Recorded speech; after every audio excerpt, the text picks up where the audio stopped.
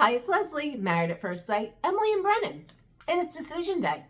But is it really a decision to be made? I don't know, but Emily is feeling a little nervous, not knowing what's going to happen. But she's going into it wanting to make sure that she gets to say everything she wants to say, because she has been shut up and stifled too long.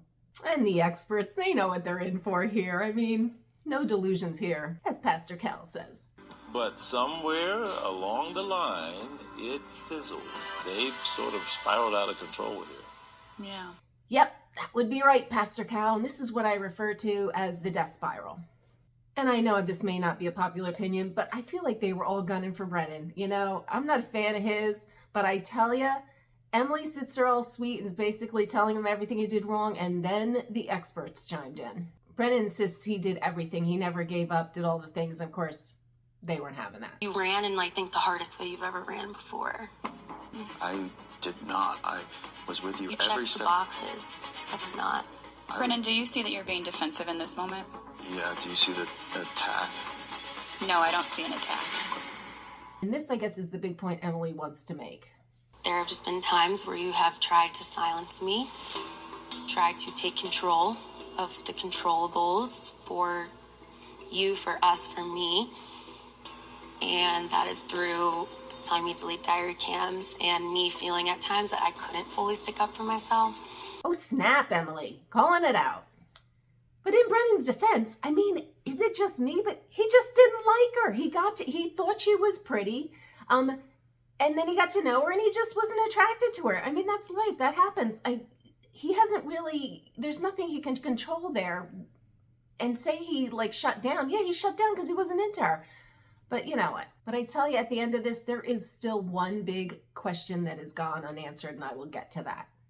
But Brennan insists, you know, it's he was trying to protect her and all the things. I was trying to protect you the whole time by It's another saying, thing. no, it's like the Can you words, clarify what you feel like you were protecting her from?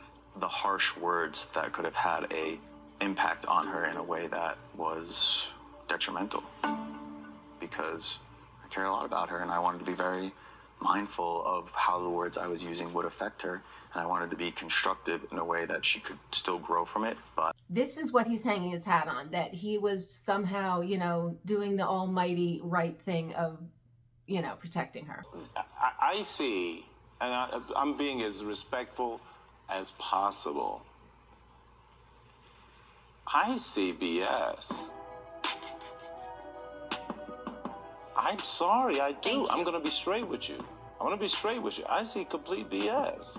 Oh my God, Pastor Cal, you know, they're pissed because you know what? It reflects upon them and they're like, you know what? You didn't do your part. You make us look bad. So all those experts are pissed because, you know, this has been like the worst freaking season. Basically, the whole boatload of them were a mismatch. So the experts cannot be thrilled. But Brennan tries to, you know, fix it all up nice and save whatever little face he can. I didn't realize what I was doing, but looking back, if it appeared that way, I'm sorry. And this is the part that really is very intriguing and I'm quite curious. Do you think that the things you would want to say would be devastating to her? Yes. Would be devastating? He has something he could say to her that would be devastating? What is that? Like, that is what's curious. Like, what is he going to say? He can't say, oh, you're not pretty, because he was attracted to her. She's obviously pretty. Look, everyone's not blind. She's pretty. What can he say that would be devastating? Did she smell? Did she have smelly feet? Did she have bad breath? Like, it's got to be something. And I don't know what he could say that could be that devastating. Like, people aren't attracted to people. Whip-de-doo, you know? But that's what I want to know. Someone's got to ask Brennan that. That's the only thing I want to know. If there's ever like a reunion show, that's what I want. Just say it. She has bad breath. Whatever.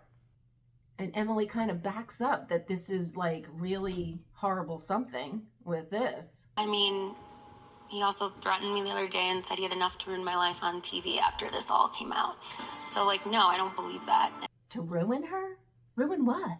Like, how do you ruin someone? Alrighty then. So, Pastor Cal kind of sums it up nicely. I think it's safe to say that there is, that you guys are irretrievably broken. You think, Pastor Cal? I completely agree. So it was just the formalities left here. I would like a divorce.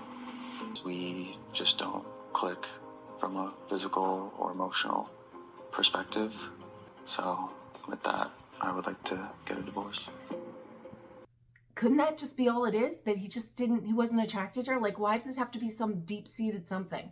But then you gotta love this, everyone just is a fan of Emily. Like, she was just like, the good one that was in it for the right reasons and tried, and just Brennan wasn't attracted to her. I mean, what are you gonna do?